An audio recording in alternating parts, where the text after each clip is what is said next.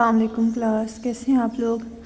तो आज हम डिस्कस करेंगे सेल साइकिल। ठीक है, आज हम नए चैप्टर पे आ गए हैं जिसका नाम है सेल साइकिल। आज हम यहाँ से स्टार्ट लेंगे। ठीक है, अब सेल साइकिल है क्या ये देखेंगे।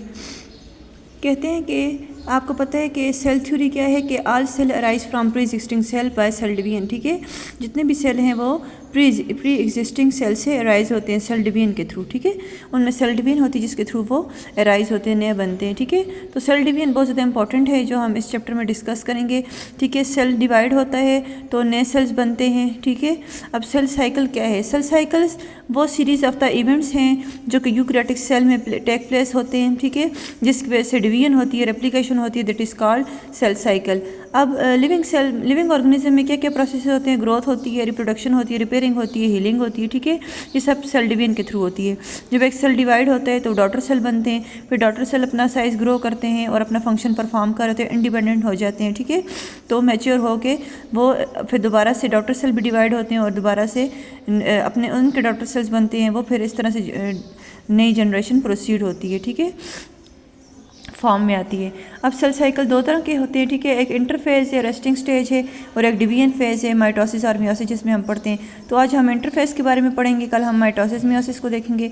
तो इंटरफेज क्या है, रेस्टिंग फेज है। ठीक है, यहाँ पे क्या है कि प्रिपरेशन हो रही है। ठीक है, ये प्रिपरेशन फेज है, सारी प्रिपरेशन स्टेज है। यहाँ पे सिर्फ जो है वो सेल प्रिपेयर हो रहा होता है सेल डिवीजन के लिए। ठीक है, अब इंटरफेस जो है वो लॉन्गेस्ट फेज है। ठीक है, सेल डिवीजन की लॉन्गेस्ट स्टेज है।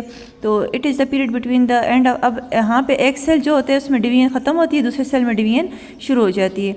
यानी कि एक डिवीजन ख़त्म होगी तो दूसरी डिवीजन स्टार्ट होगी इस फेज़ में। इन इंटरफेज द न्यूक्लियोलस और न्यूक्लियर देखें, न्यूक्लियोलस न्यूक्लियर इन्वेलप देखें और न्यूक्लियोलस देखें, ये क्लियरली विजिबल है आपके पास। ठीक है, क्लियरली सेपरेट हुए नज़र आ रहे हैं आपके पास। फिर क्रोमोसोम्स, क्रोमेटिन मटेरियल जो है वो भी आपको नज़र आ रहा है। तो इस ये जो है ये इंटरफेस स्टेज है। ठीक है, यहाँ पे आपको सब कुछ क्लियरली विजिबल होता है।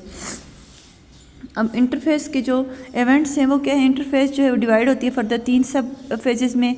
सबसे पहले G1 फेज़ है। G1 फेज़ जो है उसको गैप फेज़ भी कहा जाता है। ठीक है, ये फर्स्ट फेज़ है, लॉन्गेस्ट फेज़ है। यहाँ पे जो है वो सेल ग्रो करता है साइज़ में। ठीक है, और उसके अंदर केमिकल चेंजेस आती हैं, यानी कि डॉटर सेल जो हैं वो प्रिपेयर हो रहे हैं डीएनए रेप्लिकेशन के लिए। ठीक है, तो G1 फेज़ जो है उसमें डीएनए, राइबोसोम्स और एंजाइम्स वगैरह सिंथेसाइज होते हैं। उसके बाद एस फेज़ है, सिंथेसिस फेज़ है। इस फेज़ में सेल डुप्लीकेट्स करता है अपने क्रोमोसोम्स को। ठीक है, क्रोमोसोम डुप्लीकेट होते हैं, डबल हो जाते हैं। इस पर्पस के लिए डीएनए मॉलिक्यूल जो होते हैं वो ऑफ ईच क्रोमोसोम्स कॉपी, ठीक है, अपनी कॉपी बनाता है, डीएनए की कॉपी बनती है यहाँ पे, यानी कि रेप्लिकेशन ऑफ द डीएनए होती है। और प्रोटीन भी यहाँ पर नई अटैच हो जाती है इनके साथ। ईच क्रोमोसोम्स जो हैं उनके पास सिस्टर देखें, ये है ना क्रोमेटिड, ये क्रोमोसोम्स हैं।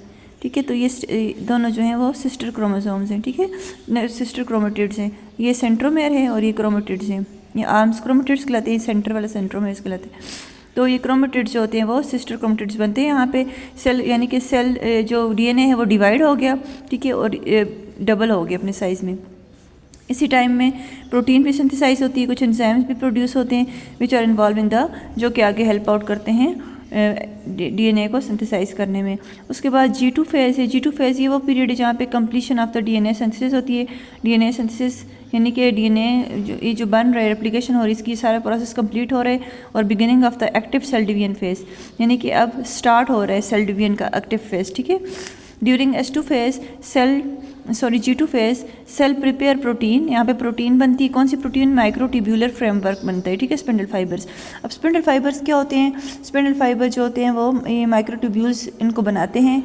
ठीक है, अब इनका फंक्शन क्या है कि ये क्रोमोसोम्स को पुल करते हैं पार्ट। ठीक है, फर्दर जब आप माइटोसिस पढ़ेंगे उसमें आप देखेंगे कि क्रोमोसोम्स जो होंगे एक दूसरे से अलग हो जाएंगे bye means of spindle fibre.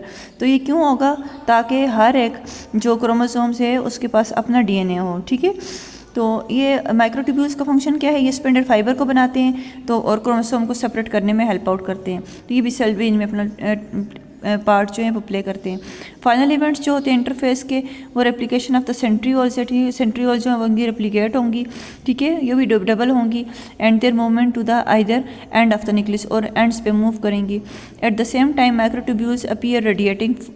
अब यहाँ पे क्या होगा कि माइक्रोट्यूब्यूल्स जो होंगी वो रेडिएट होना शुरू होंगी from the area of the centriole at each and, ठीक है। अब ये क्यों रेडिएट होंगी, ताकि स्पिंडल फाइबर की फॉर्मेशन हो फर्दर, ठीक है। तो ये वो स्टेप्स हैं जो माइटोसिस से पहले पहले आते हैं। तो डिवीजन फेज़ वो है जिसमें सेल जो होते हैं वो डिवीजन के लिए रेडी हो जाते हैं, या माइटोसिस की डिवीजन होती है या फिर मियोसिस की डिवीजन होती है।